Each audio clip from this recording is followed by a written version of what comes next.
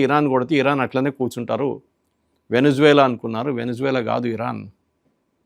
వెనిజువేలాలో government అనేది ఒక ఏం చెప్తారు, ఒక పేపర్ గవర్నమెంట్ ఉండేది.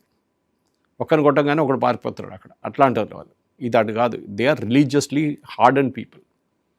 రిలీజియన్ అనే వాళ్ళ తల మీద ఎక్కి కూర్చుంది. ఆఫ్ఘనిస్తాన్ లాగా వాళ్ళు నేను చస్తాం కానీ మిమ్మల్ని కూడా తీసుకుపోతాం తోడంటారు. అట్లాంటి వాళ్ళు. ఎట్లీస్ట్ ఆఫ్ఘనిస్తాన్ బయటపడింది ఆ డ్రామా నుంచి ఎంతో కొంత.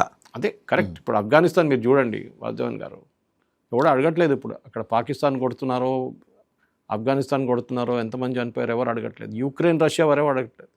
ఎందుకు? నిన్న రాత్రి president Trump president Putin phone చేసినట్ట ఏం చేయాలి యుద్ధం గురించి అని చెప్పి గంటసేపు మాట్లాడారంట. అఫీషియల్గా the statement has come from both sides. గంటసేపు మాట్లాడారంట.